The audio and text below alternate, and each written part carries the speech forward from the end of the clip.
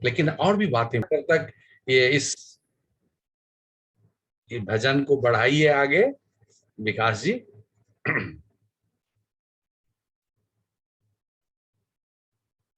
भजन को आगे बढ़ाइए।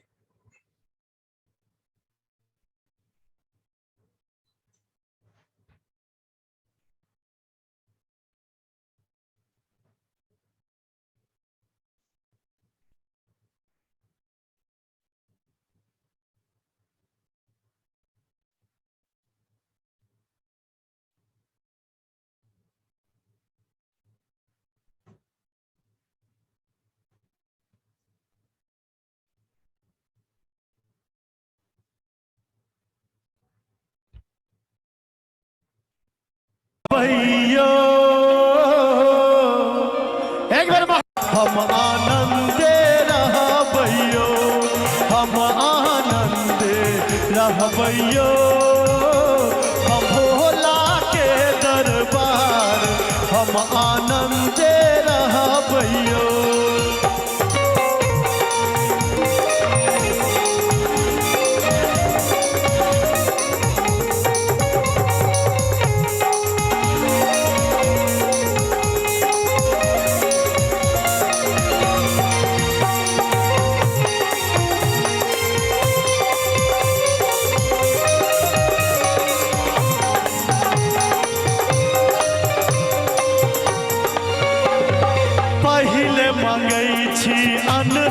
लक्ष्मी दोसर मांगै छी पूतहरा, पहिले मांगै छी अन्न धन लक्ष्मी दोसर मांगै छी पूत, तेसर मांगै छी निर्मल काया, तेसर मांगै छी निर्मल काया, चारिम मांगै छी रूप हम आनंदे रहबैयो, हम आनंदे रहबैयो, हम भोला के दरबार हम आनंदे रहबैयो।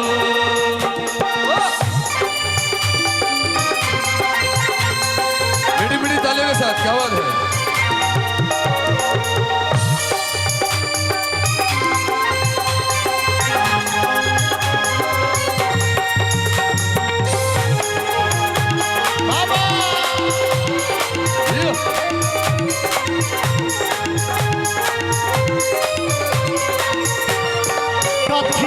मंगलो अन्न धन लक्ष्मी, कथी ले मंगलो पूतहरा, कथी ले मंगलो अन्न धन लक्ष्मी, कथी ले मंगलो पूत, कथी ले मंगलो निर्मल काया, कथी ले मंगलो निर्मल काया, कथी ले मंगलो रूप हम आनंदे रहबैयो, हम आनंदे रहबैयो, हम भोला के दरबार हम आनंदे रहबैयो। जार नहीं लागैया तो एक बार दोनों हाथ उठा के कहियो हर हर महादेव। प्रेमियों आपने सुना, सुन लिए हम लोग सदगुरु से अन्न धन लक्ष्मी, कर्म करैले पूतहरा, दान करैले अन्न धन लक्ष्मी, कर्म करैले पूत, धर्म करैले निर्मल काया, धर्म करैले निर्मल काया, देखबैले स्वरूप हम आनंदे रहबैयो, आनंदे रहबैयो, हम भोला के दरबार हम आनंदे रहबैयो।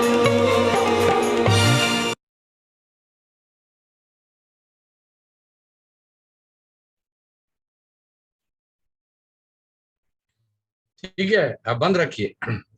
प्रेमियों आपने देखा कि यह जो विषय है हम लोगों का पूज्य, पूजा और पुजारी, तो भारत या ये इस भूखंड के, ये भारत नेपाल तिब्बत, हम लोग पूजा करना जानते हैं, दुनिया में आदर करना लोग जानते हैं, सब लोग रिस्पेक्ट रिस्पेक्ट आदर करना जानते हैं, और हम लोग पूजा करना जानते हैं। बहुत बड़ी बात है, हम सब गौर करें तो पता लगेगा। आकार और निराकार दोनों की पूजा करते हैं, दोनों हमारे पूज्य हैं। पूजा के पूज्य मतलब पूजा के योग्य, और हम उसको जीते रहे हैं। लंबी परंपरा रही है, प्राचीन परंपरा रही है। आकार यानी पहले परंपरा तो रही होगी, हमको लगता है सदियों पुरानी। आकार देवी देवता अवतार जिनको हम नहीं, अदृश्य हैं, वो अज्ञेय हैं, वो तो उनको, उनकी पूजा हम लोग करते हैं। शुरू हुआ वहां से, लेकिन माता पिता जन्म देते हैं, पोषण करते हैं, शिक्षक हमें शिक्षा देते हैं, लायक बनाते हैं, बैठने उठने के लायक, बात करने लायक, समाज में सभा में कहीं जाने लायक। और फिर गुरु जो ज्ञान देते हैं, जीवन के सत्य को बताते हैं कि मानव जो आप जन्म लिए, मानव अस्तित्व ने, परमात्मा ने आपको बनाया, तो क्यों बनाया, जिस कारण के लिए बनाया, उसको जानने के लिए गुरु ही दीक्षा दे। हमारे सदगुरु ओंकार दीक्षा दिए। सारे परंपराओं में अलग अलग ढंग से दिया जाता है। तो माता गुरु या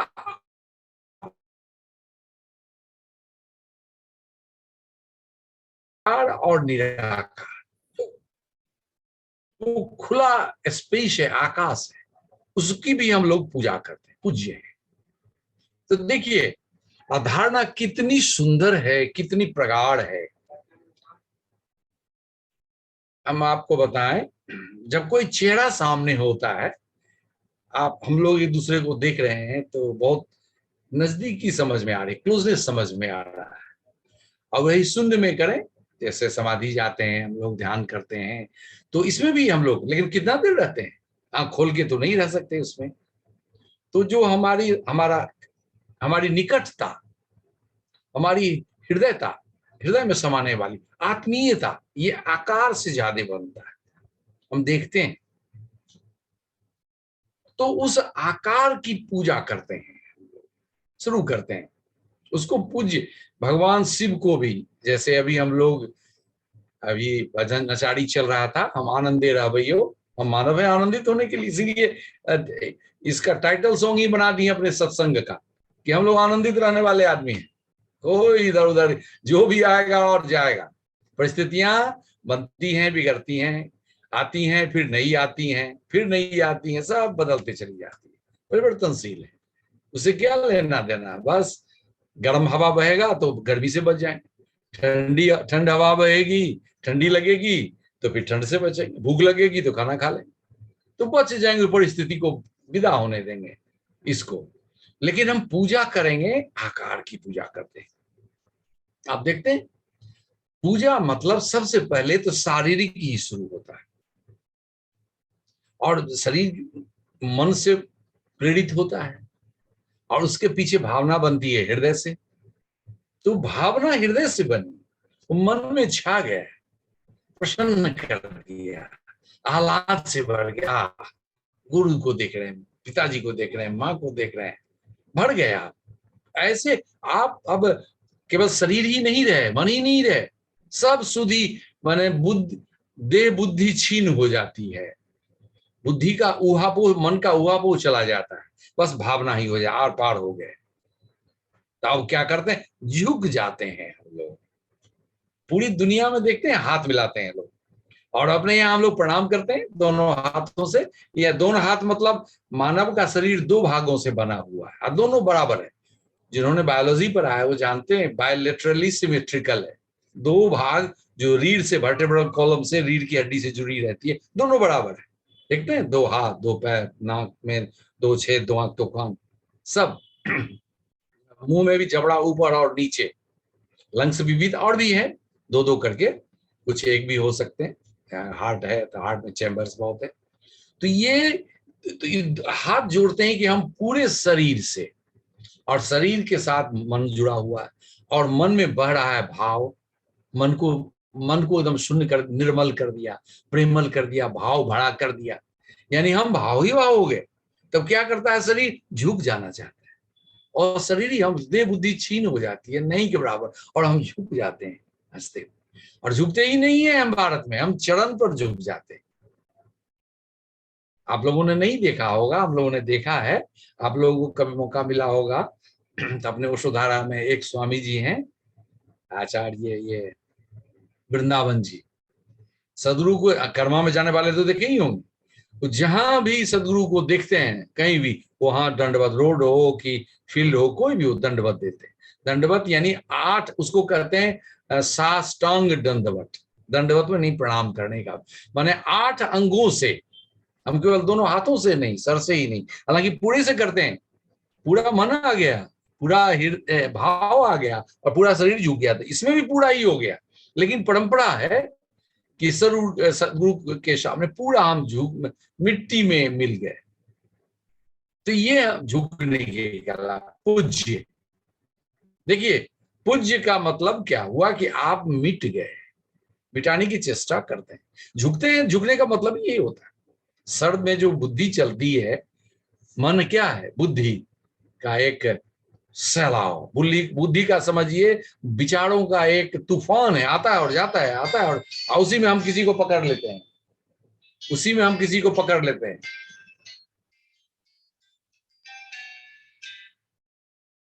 बुद्धि किसी विचार को पकड़ लेता है और बुद्धिमान होके उसके अनुसार चल पड़ता है, प्रेरित हो जाता है। तो वो उसमें भी भाव बढ़ जाता है, शून्य हो गया, प्रेमल भाव भरा हो गया। भाव बड़ा हो गया तो भाव जो कराएगा आप करेंगे। तो आप क्या कराता? ये शरीर के सामने हुआ, सदगुरु के सामने हुआ, माता पिता के सामने हुआ, फोटोग्राफ, ये जिनकी तस्वीर है, भगवान शिव का लिंग है, भगवान जितने भी अवतार हैं, बाकी देवी देवता भी हैं, सबके भी कोई न कोई तस्वीर है। बहुत सुंदर बनाया गया है, भारत में बहुत सुंदर बनाया गया है, बहुत अच्छा लगता है।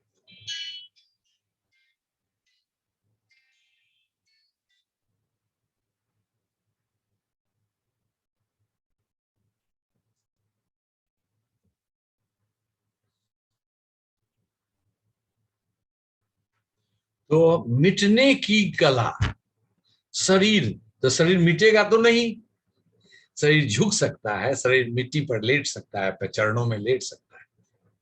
और देखिए, ये तो हो गया, आपने आप भीतर तो भाव है ही, ये मेरे पूज्य, हम इनके चरणों में हैं, इन हम अनुग्रह है, इनकी कृपा है हम पर, इन्होंने हमको बहुत दिया है, पाला है, पोषा है, ज्ञान दिया है, प्रेरणा दिया है। तो इनकी जो भी है, हम इनके बदौलत इनके चरणों में झुक जाए, इतना हम कर सकते हैं।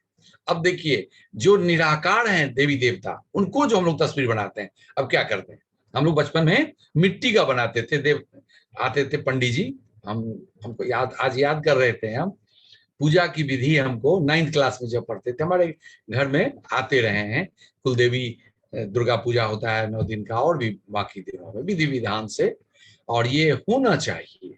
ये हम लोग भूल गए हैं, प्राण प्रतिष्ठा होती है सारे मंदिरों में। कोई नहीं समझ सकता है बाहर के लोग, जिनको भाव ना हो, जो पूजा करना नहीं जानते हैं, झुकना नहीं जानते हैं। पूजा में तो पहला कि झुकना, मिटना, एक हो जाना, तो ये समर्पित हो जाना।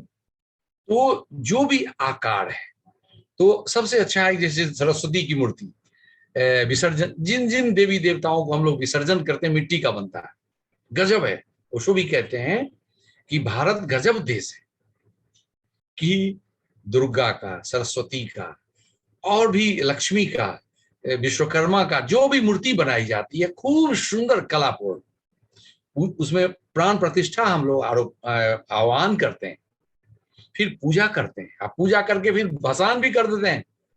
जो आप तो आकार थे ना, भस जाइए, पानी में डाल दिए हम लोग। विसर्जन जिसको बहुत धूमधाम से होता है विसर्जन। अब पूजा की विधि देखिए, मिट्टी हम लोग को सिखाएगा। मिट्टी का महादेव बनाते थे, कई तरह के महादेव होते थे मिट्टी से ही। वो खास तरह की मिट्टी पवित्र जगह से, खास जगह से लाया जाता था, पवित्र जल से स्नान करके बनाते। हम लोग भी बनाते थे महादेव। तो कई तरह के महादेव कहा जाता है, बूढ़ा महादेव, कीर्तिमुख महादेव, और भी महादेव, 3 तरह का। तो उनको बनाइए, उसका भी एक ढंग है, उसकी पूजा कीजिए। तो पूजा में पहले क्या होता है, स्नान कराया जाता है। देखिए, जो निराकार देवी देवता हैं जिनको आप कर रहे हैं पूजा, उसको स्नान कराते हैं। हम लोग भी स्नान करते हैं, बिना स्नान के हम लोग शुद्ध अपने को नहीं महसूस करते हैं। भारत में सारे लोग ये जानते हैं। हमारे भैया 60s में इंग्लैंड गए थे, तो कहते थे वहां लोग, इंग्लैंड में अब तो सब जानते हैं स्नान कर, वहां स्नान नहीं करता था कोई। वहां कॉलेज गोइंग बॉयज को प्रमोट किया जाता था, प्रलोभन दिया जाता था कि 2 पेंस तुमको दिया जाएगा यदि तुम स्नान करोगे। तो कॉमन बाथरूम होता था जहां था, स्टेशन पर और कॉमन प्लेसेस में, जहां उनको प्रेरित किया जाता था कि आप स्नान करें। 60s में, अब तो मतलब कितना 60 साल पहले वो लोग सीखा है स्नान करना। कोई कोई करता होगा, इंडिया में आया था देखा होगा, लेकिन आदत नहीं थी। और हम लोग को भारत में, आप सब जगह देखते होंगे, कम से कम 2 बार नहीं तो 3 बार भी गर्मी में लोग करते हैं स्नान। और सुनिए, जाड़े के समय माघ में, कार्तिक में गंगा किनारे लोग वास करते हैं अपने को शुद्ध करने के लिए, स्नान करने के लिए। तो इतना महसूस करते हैं। और हम लोग बातचीत भी किए हैं दिव्य जल पर, दिव्य अग्नि पर। स्नान शरीर से, केवल शरीर का पानी डालने से केवल शरीर का मैल ही नहीं जाता है, जो सिक्रीशन होता है ग्लैंड से, बहुत सारी तरंगे हैं, बहुत सारी ऊर्जा चिपक जाती है, और उसको धोने से पूरा निर्मल हो जाता है। सेंसिटिविटी बढ़ जाती है स्किन की, आपके ब्रेन की, पूरे शरीर की संवेदनशीलता बढ़ जाती है। आप गौर करते होंगे, मैंने बेहद इस पर चर्चा की है, कहीं आपको बताया था कि ये इल्बो ज्वाइंट है। आप देखेंगे, इस पर थोड़ा सा पानी डाल के देखिएगा, कुछ देर तक रखिएगा, एकदम लगेगा शरीर में क्या हो गया, ठंडा सारे ज्वाइंट्स पर। और सब यहाँ एक्सक्रीटा मतलब जो शरीर से उत्सर्जन निकलने लायक चीजें हैं। तो एक तो है कि जो निकलने लायक है, पैखाना पेशाब, वो तो निकल ही जाता है, निकाल देते हैं आप। लेकिन और रोम से जो निकलता है, ये पोर्स जो हैं, आंखों से भी निकलता है, नाक से निकलता है, मुंह से, जितने छेद हैं सबसे निकलता है आपके शरीर में। तो वो केवल पानी से आप धोते हैं, धुल सकता है, उसमें घुलनशील है वो सारी चीजें घुलनशील हैं, जो भी अशुद्धियां हैं। और इतना ही नहीं, जो कहते हैं बैड स्पिरिट लग गया, उसमें भी पानी का रोल है। यदि आप शुद्ध रहेंगे तो जल्दी वो स्पिरिट आपको पास नहीं आएगा। आपका बदन यदि दुर्गंध नहीं है तो वो नहीं आएगा। स्नान करने से सब साफ हो जाता है, कोई दुर्गंध नहीं, नैसर्गिकता आ जाती है। तो ये पानी का ये महत्व। तो आप उस आकार को स्नान कराते हैं, फिर क्या करते हैं, चंदन हम लोग लगाते हैं पूजा में, चंदन लगाते हैं फूल से, फिर फूल चढ़ाते हैं, फूल में चंदन लगा के देते हैं, चंदन चढ़ाते हैं। और भगवान शिव को बिलपत्र भी चढ़ता है, और किसी देवी देवता को बिलपत्र नहीं चढ़ता, बिल्वपत्र। और मैंने देख रहा था, हाल में भेजे भी होंगे बहुत लोगों को, कि सबसे ज्यादा 85 सबसे ज्यादा तो पीपल में है। पीपल तो 100% कार्बन डाइऑक्साइड को एब्जॉर्ब कर लेता है, कहीं भी जितना भी है कार्बन डाइऑक्साइड उसको एब्जॉर्ब कर लेगा। और बेलपत्र सेकंड है, बेल, इसको बिल्व भी कहते हैं। 85% सराउंडिंग में चारों तरफ जितना भी कार्बन डाइऑक्साइड है उसका 80% वो एब्जॉर्ब कर लेगा। अब भगवान शिव को उसका पत्ता पसंद है, अखौन वगैरह, अकबन के फूल भी चढ़ाए जाते हैं भगवान शिव को, धतूर का फूल भी चढ़ाया जाता है उनको। तो ये विशेष है। देखिए, स्नान कराना, चंदन लगाना, फूल चढ़ाना, और फिर नैवेद्य भी देते हैं हम लोग, खिलाते हैं। प्राण प्रतिष्ठा की है तो कुछ खिलाएंगे ना, तो उनको खिलाते हैं। देखिए, ये जीवंत बनाने की बात हुई। यदि आपके यहाँ कोई गेस्ट आए, आप कहीं जाएं, आपको पानी पिलाया नहीं जाए, नहीं पूछा जाए, कुछ खिलाने के लिए नहीं पूछा जाए, तकलीफ होगी। तो हम लोग इतने जीवंत हैं, इतने संवेदनशील हैं। और आपको पता होगा कि रामकृष्ण जहां जिस मंदिर में काम करते थे, उस मंदिर में वो पुजेरी का काम करते थे, पुजेरी भी कहते हैं, पुजारी का काम करते थे। तो वो जो चढ़ाने जाते थे प्रसाद, तो उसका स्वाद ले लेते थे चख लेते थे। तो बहुत आदमी ने जो उनसे जलता था, सीधे साधे भोले भाले थे, ज्ञानी पुरुष थे, उनको परवाह ही नहीं था कि दुनिया क्या कहती है। तो उनके मंदिर में भी जो आते थे देखते थे, कहते रहे ये तो झूठा खिला रहा है। तो रानी जो जिन बेलूर मठ में जो मंदिर था, तो जिस रानी ने बनवाया था, उस तो वहां तक शिकायत पहुंची कि कैसा पुजारी है आपका, ये तो झूठा कर देता है, प्रसाद कहीं झूठा चढ़ता है। उसमें उनका प्रेम था।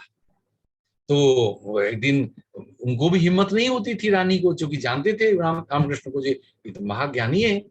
तो उनको पूछा उन्होंने घुमा के, जब भाई, तो उन्होंने कहा हाँ हाँ, अरे ये बताइए कि मैंने अपने बचपन में देखा है कि मेरी माँ जब भी हमारे पिताजी को खाना देती थी तो चख लेती थी कि इसमें खाने योग्य है कि नहीं, नमक है कि नहीं, चीनी है कि नहीं।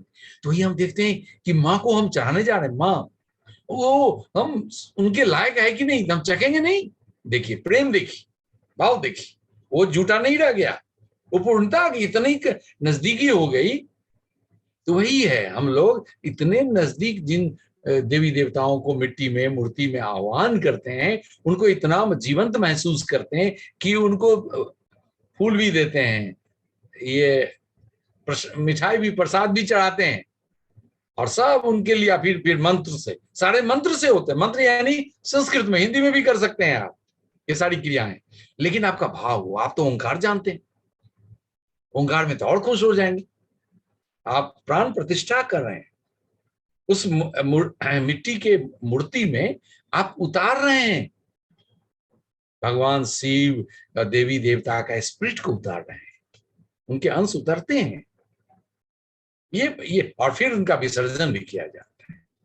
तो देखिए, पूज्य आपने बनाया, पूज्य आकार, माता पिता, शिक्षक, सब नहीं थे पूज्य अभी भी, लेकिन अब तो भाषा के क्रम में जिसको पूज्य हैं आप, पूज्य बहुत महत्वपूर्ण शब्द है, लाइफ टाइम के लिए। माता पिता सब थोड़ी हो सकते हैं, सदगुरु थोड़े ही सब हैं।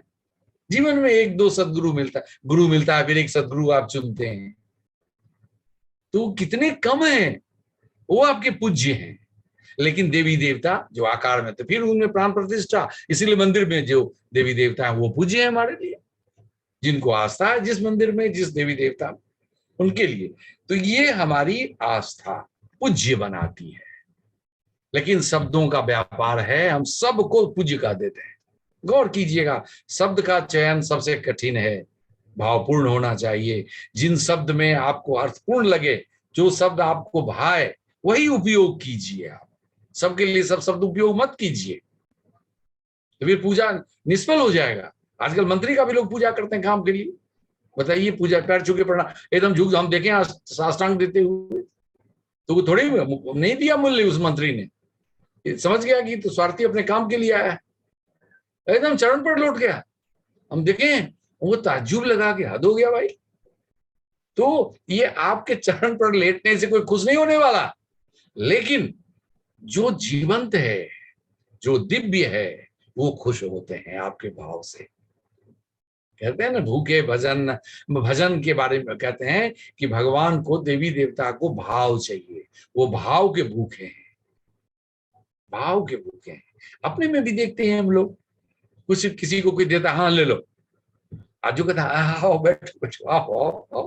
तो भावपूर्ण जो आपकी अदा होती है, बहुत आता है, सबको अच्छा लगता है। इसीलिए एक्टिंग करते हैं, देखते हैं दुकान में, दुकानदार हंस के आपको वेलकम करेगा, नहीं लीजिएगा तो मुंह फेर लेगा। किसी होटल में जाइए, रिसेप्शनिस्ट बड़ी हंस के बात करेगी, सजी धजी, लेकिन आप नहीं पसंद किए उसके यहाँ तो मुंह फेर लेगी। तो बस यही मूल्य है यही मूल्य है। तो क्या वो पूजनीय हो गए? तो वो नहीं कद्र है, वो मन का व्यापार करते हैं, व्यापारी। तो धीरे धीरे हम सब व्यापारी होते जा रहे हैं। तो पूज्य जो हुए, उनकी आप पूजा करेंगे, हो जाता है पूजा। हम सब भारत में समझिए, हम लोग कितने भाग्यशाली हैं कि कौन ऐसा है जो सरस्वती पूजा नहीं किया। स्कूल में पढ़ते समय सुना, भजन कीर्तन, छुट्टी भी होती थी, को धूमधाम से दुर्गा पूजा जहां मनाया जाता है जहां तहां 9 दिन के लिए, सरकार उससे अब उसमें पॉलिटिक्स करते हैं लोग, करें, लेकिन व्यक्तिगत मामला व्यक्तिगत है, मामला व्यक्तिगत है। फिर हम तीर्थाटन में जाते हैं, आकार से प्रेम करते हैं, चूंकि इतना मानते हैं, इतना भाव उसमें उसमें डालते हैं कि आपके भाव से। हम एक बार सदगुरु से पूछे वैष्णव देवी के बारे में, वैष्णव देवी में भी एक बार कार्यक्रम हुआ था नीचे, हम नहीं जा पाए थे। सदगुरु ने कहा कि इतने लोग जाते हैं कि उनका भाव उसको पवित्र कर देता है, देवी देवता का तो है ही, अगर आप जिस भाव से जहां जाते हैं मंदिर में, हालांकि वहां चोर भी जाते हैं चोर भी जाता है, वो काम कर लेता है, आपका पॉकेट मार लेता है, तो मारे वो, क्या इससे थोड़ी कोई नहीं जाएगा। देवघर में, वैद्यनाथ धाम में बहुत आदमी के स्त्रियों का कान से कुंडल खींच लिया, तो इसे थोड़ी जाना बंद कर दी, वो दुखी हुई, कष्ट हुआ, चोर चोरी किया, जाओ अपना उसी में तुम तृप्त रहो, आगे नहीं बढ़ पाए तुम, केवल पदार्थ में लगे रह गए, जिससे काम चलाओ, फिर तुमसे तुम्हारा भी कोई छीन लेगा, गिर जाएगा तुम्हारे हाथ से, पॉकेट से गिर जाएगा, फिर गए काम से।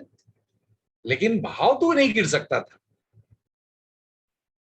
तो पूजा ले लेते हैं आपको या नहीं, तो उसका विधि विधान होता है, ये भारत में करने योग्य है, हम लोग भूल रहे हैं। लेकिन इतने आपको समय नहीं है, आपको ये नहीं मिला है ट्रेनिंग, तो कोई जरूरी नहीं है, तो कर ही सकते हैं। प्रार्थना भी आ जाता है, प्रार्थना बहुत सारे प्रार्थना में आप सुने होंगे, हे प्रभु, भगवान शिव की प्रार्थना, जब मैं न विधि जानता हूं, न विधान जानता हूं, न मेरे पास औकात है, हे प्रभु मेरे पास भाव है आपके चरणों, ये काफी है, ये काफी है, बहुत है। अब आपको बताते हैं, ओशो ने एक कथा कही है, बौद्ध कथा है, हो सकता है सत्य भी हो। एक 3 मित्र रहते थे, बड़े सीधे साधे, अनपढ़ थे, वो अनपढ़ थे। नदी के उस पार चर्च था, नदी के उस पार चर्च था, लोग जाते थे नाव से, वहां नाव से जाते थे चर्च में, अपना प्रेयर करके वापस आते थे फिर नाव से। तो एक बार उस तीनों को दोस्तों को, उस 3 आदमी दोस्त थे,